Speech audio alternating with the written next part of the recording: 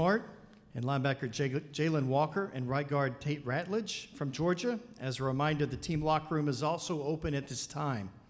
We also have a breakout interview area near the locker room. Coach Smart will make an opening statement. We will then open the floor to questions. Coach? Yeah, I want to open with a lot of credit to Notre Dame and their staff and their team. They played exactly like we expected them to play. Physical, tough, don't beat yourself, and they did that. They did those exact things, right? They got 2 turnovers, and we didn't, and they returned a kickoff for a touchdown. So we basically spotted them, probably 14 points off of that, and costed ourselves a possession in the red area when we fumbled down there. But, you know, they did a really good job. They play really hard, physical, ran the football, so do we. Those two mirror each other. I think both defenses played well, and we turned the ball over, and they didn't. And they gave us problems in the pass game with the sack and the sack fumble. So give them a lot of credit. That takes nothing away from these men on the stage and the seniors that are part of this class. I mean, absolutely incredible. I just told them what they went through this year and what they played and how they played, the resiliency, the injuries that we've had, and to win an SEC championship, which I have so much respect for our conference, and to win some of the comeback games they won and never quit, even in this game, never quit. That's the attitude you got to have to get better as a football program. So we got a lot of guys moving on, a lot of guys hurt in that locker room because, you know, we didn't get the outcome we wanted. But that's part of life, and I give Notre Dame credit for how they played and give our seniors and our leaders credit for what they've done for this program. Thanks, Coach. Please raise your hand if you have a question. Right here in the front row. Kirby, can you walk us through the final 33 seconds, the final minute of the first half, and going for it there, throwing the ball, and what happened? Yeah, typically when you're down, you need every possession you can have. And we made a decision that we were going to be aggressive, and we were going to try to go 2-minute. That's what everything says you should do. You can't give up possessions when you're trailing.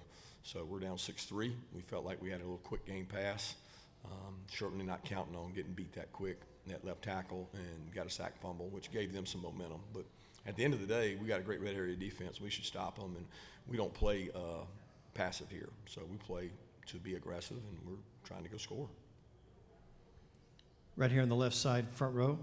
If I could follow up on that question, how much did you take into account that the offense hadn't really been moving the ball, and obviously Gunner was, making his first start as you contemplating playing aggressively? No, I don't think so. I think we did move the ball. We turned it over. So we had more yards than they did at the time, and we had more passing yards than they did at the time. So I don't see it as just going the shell. We got an opportunity. We got timeouts. We got an opportunity to go score. We work 2-minute every week, and we stay aggressive with it. I mean, we got a really good pass pro team, and we didn't pick him up on that play. He made a great rush, and he got a sack fumble. But I don't question that call because I really agree with the decision to be aggressive and try to go score.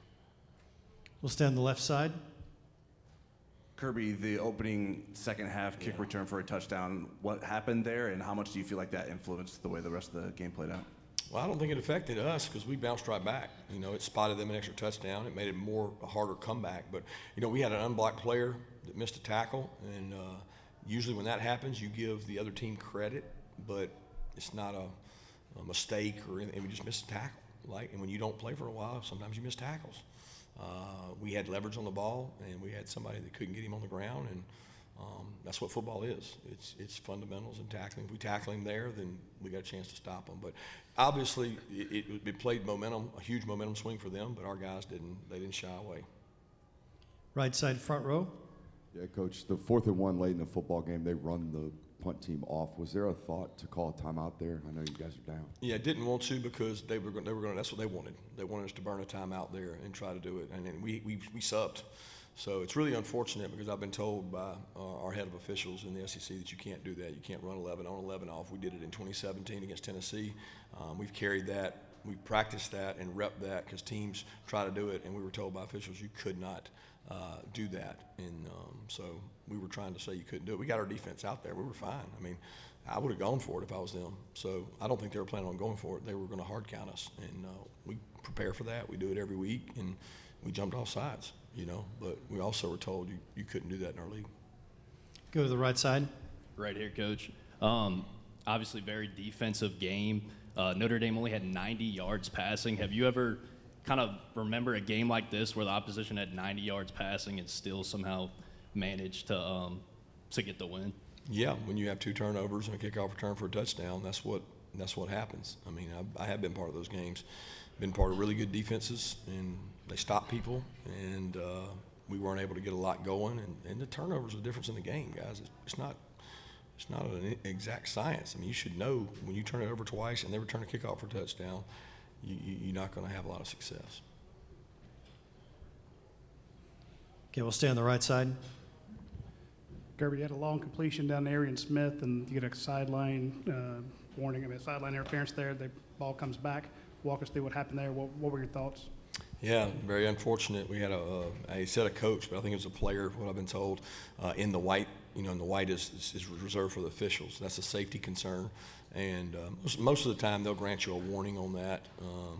But it was not a situation where it cost us 15 yards. We still had 1st and 10 and didn't take advantage of it. But again, I call those things undisciplined, self-imposed wounds that you lose momentum on. So it's just something you can't have happen. Okay, we'll go to the left side. Kirby, we've discussed a couple of 4th down plays, special teams plays. I'm curious, how much do you think Notre Dame's success is built on the fact that they challenge sort of every play and are really willing to do lots of different things to sort of get the opponent off balance? I think everybody's a good football team does that. I don't think that's a Notre Dame trait, I mean, every team we play in our league, they're going to try to create a competitive advantage. We knew they were really aggressive on special teams with what they do. They come after kicks. I mean, they had 2 roughing the kickers that were running into the kicker. That's a subjective call, right? So that's a decision he has to make as to what it is. Those could be 1st downs. But there's nothing different they do we prepare for it. You try to out-execute people. We had the same situation with them. Go to the right side, second row. Kirby, you mentioned that you were told previously in a different game you can't run 11 on, 11 off. I saw you trying to talk to the officials. Did they ever come over and talk to you, the head official or anything like that? Never gave me a real clear answer. Never gave me a real clear answer. My real question was about Gunner Stockton, first start. Your thoughts?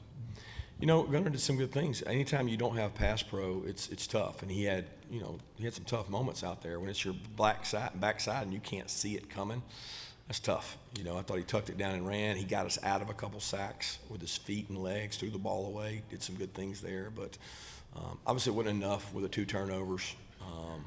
We got to be better for sure. All right, left side, second row. Kirby, you had mentioned the missed tackle on the kickoff and said about hadn't tackled in a while, and you talked before the game about the layoff. I'm curious how much you felt it was a factor. I really didn't. I thought we tackled well as a defense, better than I expected. We built a wall on the run game. They had some success with quarterback run late and got some things out as we started to take more chances. But I thought our guys were in good shape, good condition. I wouldn't change anything we did leading up to it. I mean, I thought that our preparation was good. We got to run extra yesterday.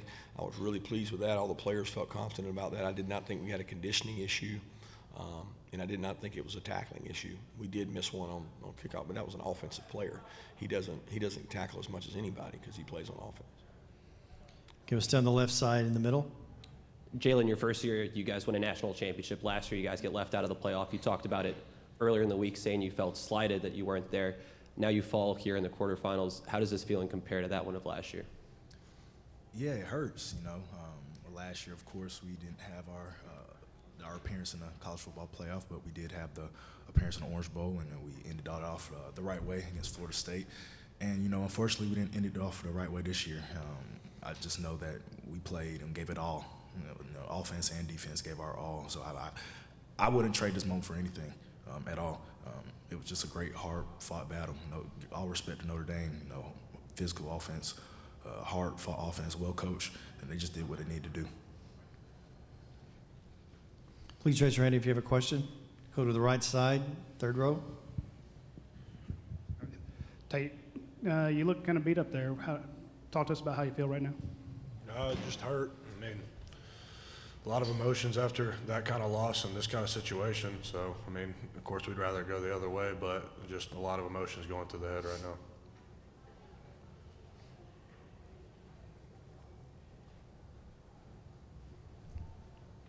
We'll go to the right side. Tate, just to follow up on that, how were you guys able to kind of play after what happened yesterday and kind of focus on ball? I mean, this team's got one goal, and it's all the same goal, and that was to win a national championship, and it started here. And just knowing that we have one goal altogether is how we ended up getting through that and showing up to play today. Go to the right side in the back. Apologies if this has been asked. It probably has. Any thoughts on all four teams that had byes losing in the first round? Do you think that played a factor at all? What played a factor? The fact that The fact that they had a game last week versus we had 3 weeks without playing football, or at least playing a game. I don't know. I mean, I look at the what Vegas says, and it went kind of with what Vegas said. You know what I mean? Like, at least in those 2 games, I guess ours was I don't know, it was close, but you know, 2 of those teams were better than the other teams, to be honest with you. You know, and that is what it is. That's more about the seeding process and where it is. But I'm not here to complain about anything. You know, given the opportunity, Notre Dame lost probably their best defensive player. So I don't know how that's an advantage. We'll go to the right side. Coach Smart, this one's for you. Same thing, I apologize if this has been asked already, but given how hyper-scheduled football programs are at this level, you know, how did you approach the uncertainty yesterday of figuring out, you know, when you're going to play, how you deal with practice in that kind of 24-hour waiting period? Same as we do everything. We got a little group, we huddled up, we FaceTimed, we made a decision on what we would do. We brought the players down and met with them and said, this is the plan moving forward. We put it up there on the screen, and they said, let's go. Let's put the ball down and get ready to go play. That's what our guys do. We change a lot around our place. So when change happens, it does not, you know, affect people. What you can't measure is the families of the Notre Dame players and the Georgia players that you're concerned about your family, because they're in New Orleans and you don't know where they are. And I don't think you can put a quantified measure of concern for both teams, their families. All of our players were on the phone checking on their family, and that's the biggest concern. And we have just a few minutes left. Please raise your hand if you have a question. Kirby, you've had a number of games this year where you haven't scored a lot of points. Any thoughts about your offensive identity, and what do you attribute that to? Well, I attribute to, number one, some really good defenses we played. I mean, that one was a really good defense. We have played some really good defenses. We've had a rotating a lineup with guys that have rolled in and out, and you know, we haven't created the same thing on defense we've done in the past. If you go to years past defense, we created more turnovers, better third downs to get the ball back. There's a lot of things we can do better to help our offense, but we certainly have to play better and do better. A lot of that has to do with health and the schedule we play, and having some playmakers that can make some plays too. You talked about the uncertainty of yesterday and kind of the concern. I'm curious, was there any carryover to today? Once you all started playing, did it feel like a normal game? Oh, guys, I'm not desensitizing what happened, okay? That was a very traumatic event. But this team was focused and ready to go play. So I'm not going to sit here and talk about the tragedy affecting our team. Notre Dame played well. We didn't play great, but when we turned the ball over twice and have a kickoff return, that's what I attribute the loss to, not to the tragedy or what happened. And that's not any disrespect to the community of New Orleans or the people with the tragic losses. Now we have time for one more question coming from the right side. Coach, I thought smileM had a really good game. You know, he's a guy that's been with your program for 4 years, Georgia native. You know, in this era with the transfer portal, that's kind of a rare thing. How much of an impact has he had on your program? Yeah, he's an incredible kid. I mean, he had a really bad injury, guys, and then he had a really bad injury on top of his fixed injury. So, like, I got so much respect for him. He could have shut it down, not played this year. He sat out for 3 or 4 games to let it heal, and then he came back and played so good down the stretch. And I'm so happy for him because he's got to go into the NFL process with a pretty significant injury that he's had, and he's played with good tape. So somebody's going to get a really good football player out of Smile. Thank you, Coach. Thank you, gentlemen. I got one thing I want to say about these 2 guys before we break. You know, I don't know who picked these guys to come, but they would have been the guys I picked. because when we do our captains, and rarely have I ever seen this where we did our captains, and 2 guys got more votes than anybody we've ever had, okay, a combination of an offensive player and a defensive player. Well, that's picked by the 130 players on the team, okay, so they picked these 2 guys at about a 95% rate, meaning out of the 130, 95 guys put these 2 guys in their combination. So what they did with this team in the toughest year of at least my tenure, easily the toughest year, they dominated the room, they controlled the room, they led the room through hard games and situations. There were some hard games and situations. I'll never forget this guy against Georgia Tech chasing everybody down, telling them to stay in the game. Hope's still alive. This guy doing the coin toss and saying we're about to win this game in overtime. And I know today will be written about, and that's fine. But these 2 guys right here are as special as they come. Thank you, guys. Appreciate you, Coach. Thanks, Coach.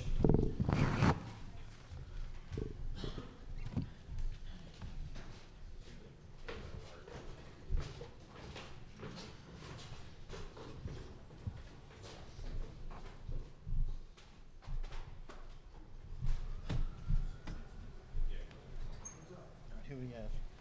Marcus Freeman. Yep. She's kind of a given. Yeah, I'm sorry. Riley Linneman. You're right.